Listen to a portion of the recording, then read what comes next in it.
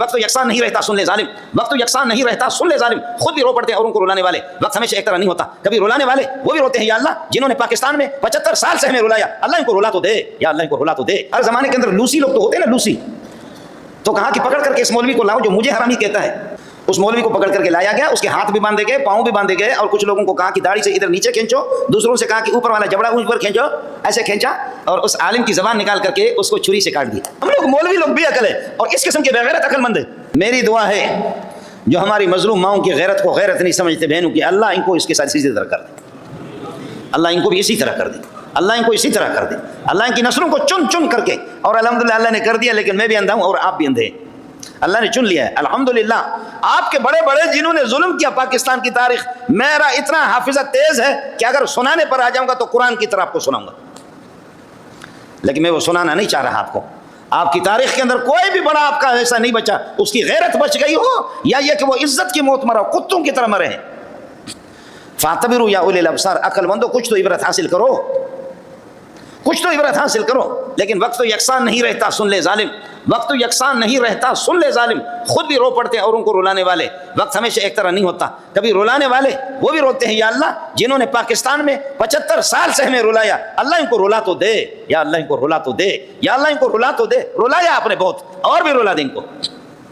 इन्होंने जब इस तरीका पर मुल्क को कहाँ पे ये लोग ले गए, खुदाया इन आप वो अज़हक व अबका, तेरी ज़ात हंसाने वाली भी तेरी ज़ात है, रुलाने वाली भी तेरी ज़ात है। मैंने देखा है अपने रब को, मैं तो मुल्ला हूँ, मेरा ताल्लुक पठान बलोच सिंधी फारसी सबसे मेरे ताल्लुकात है। शायद इस किस्म का मैं मुल्ला हूँ कि जिनके साथ मैं ये ज़बानें बोलता हूँ। मैंने बखुदा खुद देखा है, अल्लाह 5 मिनट के अंदर हंसाता भी है, 5 मिनट के अंदर रुलाता भी है। वो जी हमारे जामे फ़ारूकी में हम लोग पढ़ते थे, और जामे फ़ारूकी में मैं फिर उस्ताद लग गया। 30 साल में जामे फ़ारूकी में रहा हूँ। तो हमारी दीवार के पीछे गोठ है, गोठ वालों ने ला करके अंदर शेखुल हदीस मौलाना सलीमुल्लाह खान साहब, मुफ्ती निज़ामुद्दीन के भी उस्ताद, तकी साहब के भी उस्ताद, मौलाना जमशेद के भी उस्ताद, बड़े बड़े अकाबरीन के उस्ताद मौलाना सलीमुल्लाह, वो बुखारी पढ़ा रहा है। और पीछे अल्लाह का भला करे दीवार थी, वहाँ ला करके उन्होंने ये अल्लाह को पाजेब और घुंघरिया लें और इस किस्म के ये है कि उन्होंने जेवरात डाली, रंडियाँ नाच रहे, और अंदर मौलाना सलीमुल्लाह कह रहे क़ाल रसूलुल्लाह सल्लल्लाहु अलैहि वसल्लम इन्नमल अमालु बिन्नियात व इन्नमा लिम्रिइन मा नवा फमन कानत हिजरतुहु इलल्लाहि व रसूलिहि फहिजरतुहु इलल्लाहि व रसूलिहि व मन कानत हिजरतुहु इला दुनिया अव इम्रातिन युसीबुहा फहिजरतुहु इला मा हाजरा इलैहि अव कमा क़ाल अलैहि सल्लल्लाहु अलैहि वसल्लम क़ाल रसूलुल्लाह सल्लल्लाहु अलैहि वसल्लम। दीवार के इधर मस्जिद में जामे फ़ारूकी में 2000 पठान बलोच सिंधी सिराइकी पंजाबी हर किस्म के लोग मुहाजिर वो क़ाल रसूलुल्लाह पढ़ रहे हैं, और दीवार के साथ। और हमारे गोट वाले भी कमज़ोर नहीं है, ये भी बहुत अच्छे लोग हैं, ये भी अच्छे लोग हैं। यहाँ इन्होंने डंबक हमारे गेट के साथ वो आकर के सिंधी मुझसे बोलते, मैं सिंधी भी चूंकि जानता हूँ, साईं सिंधी पंहिंजो माण्हू आहे, असांजो पंहिंजो माण्हू आहे, हाजी तव्हांजो पंहिंजो माण्हू आहे। तो डंबक करते हुए हमारे ये गेट वाले भी इधर हुआ, उनका लाउड स्पीकर खराब हो गया, लाउड स्पीकर उनका खराब हो गया। तो वो वहां से सीधा एक आपको बताओ, नाराज नहीं होना, वो बंदा फौज में है।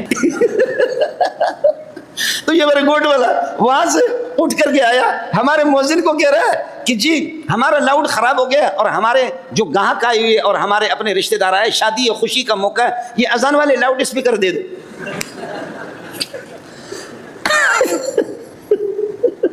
अच्छा, हम लोग मौलवी लोग भी अकल है और इस किस्म के बेगैरत अकलमंद है। मस्जिद जिसमें मौज़िन की इतनी बेहतरीन अजान, समझे, लोग आकर के मुझे कहते हैं, यहाँ बरतानिया फ्रांस से लोग आए थे मेरे पास, फ्रांस के नहीं बरतानिया के थे, इस चमन में बैठा हुआ था, उन्होंने अजान सुनी। यहाँ हमारे कोई साथी कुरान पढ़ा रहा था, क्या कहना उसका, बलोच था, यहाँ बैठ करके सहारा लगा करके वो कुरान असर के बाद कुरान पढ़ाता। लोगों की आवाज़ें होती है, क्या आवाज़ें, वो कुरान पढ़ाता, असर के बाद तो छुट्टी होती है, लेकिन बहुत से लड़के अपने इख्तियार से, अपने मज़े से, और वो खुद ही है कि उनकी तमन्ना होती है, वो उनसे पढ़ते तो कुरान सीखते थे। मेरे मेहमान आ गए, मैंने उनको चाय पिलाया, देखा कि मेहमान की हालत ख़राब है, बरतानिया का माल तो बहुत खाया, पोंड मेरे लिए पोंड लाया, लेकिन उसकी हालत ख़राब हो गई। मैंने कहा खैर तो है। कहते मौलाना ये क्या है जो इस मस्जिद में क्या पढ़ाते हैं? मैंने कहा आप भी सुनते हैं, मैं भी चमन में भी सुनता हूँ, आप भी सुनते हैं, आप भी सुनते हैं, मैं भी सुनता हूँ। जी हाँ, क्या खुदा की कसम ये क्या चीज़ है, ये क्या चीज़ है? मैंने कहा यही चीज़ है कि जिसको आप समझ नहीं सके। रोने लगे, कहने लगे किसने मेरे दिल को पारा पारा कर दिया, इस बंदे ने मेरे दिल को पारा पारा कर दिया। और एक नौजवान आ गया, क्लीश टाई माई लगाए हुए, मैं मजाक में तकरीर करता हूँ, मैं कहता हूँ भाई हमारे मदरसों को छोड़ने, अभी मदरसे के पीछे पड़े हुए हैं, मदरसों के पीछे तुम्हें जिन्होंने सताया है, समझे, तुम मदरसों के पीछे पड़ते हो, भीख हम मांगे, पठान और बलोच सिंधी इनको पढ़ाएं, तुम्हारे बच्चों को आलिम बनाए, हाफिज बनाए, मुफस्सिर बनाए, मुहद्दिस बनाए। तुमसे ज्यादा सलाहियत में रखता हूं, मैं पीएचडी डॉक्टर हूं, लेकिन पीएचडी पे थूकता हूं तुम्हारे इस कॉलेज की डिग्री पे, जो दुनिया की आखिरी डिग्री है। ले लो इस डिग्री को, मैं मोहम्मद के जूते सीधा करता हूं, यही मेरी शहादत है। आपके पठानों का नवाब शाह था और हमारे बलोचों का नवाब शाह था, दोनों खिंजीर थे। माफ कीजिएगा पठान, नाराज ना होना। आपकी दीर के अंदर जो था वो भी नवाब शाह था और हमारे खुजदार का था, उस खिंजीर का नाम भी नवाब शाह था। आप वाला पठानों का वो तो था ही हरामी, लेकिन हमारा वाला उससे बड़ा खिंजीर था बलोचों का। आप वाले ने कमाल ये किया आपके पठानों के नवाब शाह ने कि एक आलिम ने गरीब ने उसको कहा कि वो बेगैरत, गैरत तो तेरे पास है ही नहीं है। तो हर जमाने के अंदर लूसी लोग तो होते हैं ना, लूसी। तो कहा कि पकड़ करके इस मौलवी को लाओ जो मुझे हरामी कहता है, जो मुझे बेगैरत कहता है, मुझे बेशर्म कहता है, इस मौलवी को पकड़ करके लाओ। उस मौलवी को पकड़ करके लाया गया, उसके हाथ भी बांधे गए, पाँव भी बांधे गए और कुछ लोगों को कहा कि दाढ़ी से इधर नीचे खींचो, दूसरों से कहा कि ऊपर वाला जबड़ा ऊपर खींचो, ऐसे खींचा और उस आलिम की जबान निकाल करके उसको छुरी से काट दिया। मैं दीर गया, दीर में मेरा बयान था। पठानों को अल्लाह जज़ा खैर दे कि 200-300 गाड़ियां मेरे इस्तिकबाल पे आ गई, मुझे खूब याद है। तो मैंने कहा कि हाँ, इस बेगैरत के मुल्क में मैं आ गया हूं। मैंने जो बयान किया, मैंने कहा इस बेगैरत नवाब शाह के मुल्क में आ गया हूं, जिसने एक आलिम दीन की जबान काटी कि मुझे बेगैरत बेशर्म क्यों कहता है। मुझे तो पता नहीं था, लेकिन जब हम खाना खा रहे थे, जलसा खत्म हो गया, मेरा बयान खत्म हो गया, तो एक खूबसूरत आलिम आ गया मेरे पास, मुझसे मिला। कह लगे कि मौलवी साहब आपको पता है या नहीं है, जिस आलिम की जबान काटी गई थी, इस खिंजीर ने जिसकी जबान काटी, मैं उसका पोता हूं। अल्लाह अल्लाह। उस खूबसूरत नौजवान को देखा, वो भी आलिम था, उसको देख करके मेरा दिल पारा पारा हो गया कि हजरत आपने कहा कि जिस पठान ने, नवाब शाह ने जिस आलिम की जबान काटी है, वो आलिम वो मेरा दादा था, मैं उसका पोता हूं। वो खुद मुझसे मिला। ये आपका नवाब शाह था, पठानों का नवाब शाह, नवाब शाह। और हमारे खुजदार में जो बेगैरत था वो बलोच था, उसका नाम था भी नवाब शाह। हमारे वाले बलोच ने कानून जारी किया था कि पहली रात जब शादी होगी तो बीवी मेरे पास होगी, उसके बाद दूसरे दिन दूल्हा के पास होगी। कुछ बलोच बैठे हुए मुझे देख रहे कि मौलवी साहब कौन से स्टेशन से बोल रहा है। जब पठानों का सुना तो अपना भी सुनो ना। उसने खुजदार के अंदर, इन इलाकों के अंदर कानून बनाया था कि शादी जब होगी तो पहली रात बीवी, वो जो दुल्हन है, वो इनके पास होगी, नवाब शाह के पास। दूसरे दिन फिर दूल्हे के हवाले किया जाएगा। जब कानून बनाया था, उसकी अपनी बहन का निकाह तैयार था, तो बहन ने जाकर के कहा कि भाईजान, आपका जब ये कानून है, ये कानून मुझ पे भी लागू होगा। कानून आपका ये है कि जब निकाह हो तो पहली रात उस खातून को आपके हवाले किया जाता, तो मेरा भी निकाह होने वाला है।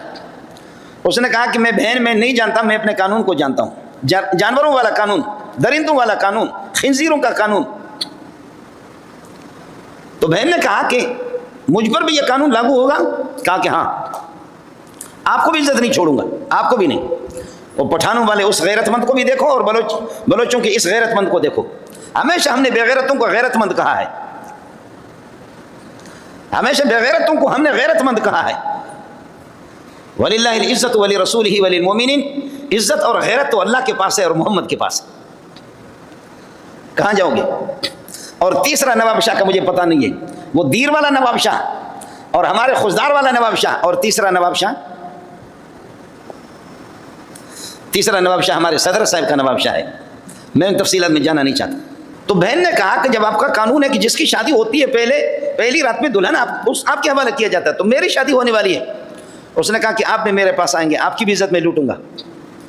तो बहन गैरतमंद थी, बहन ने कुछ किया, कुछ लोगों को कहा कि इसके कमांडो और इसका जो किला है खुजदार में, इसका जो किला है और इस किला पर कोई हमला कर भी नहीं सकता, उसके कमांडो होते हैं और वो कमांडो उसको खोलते नहीं है।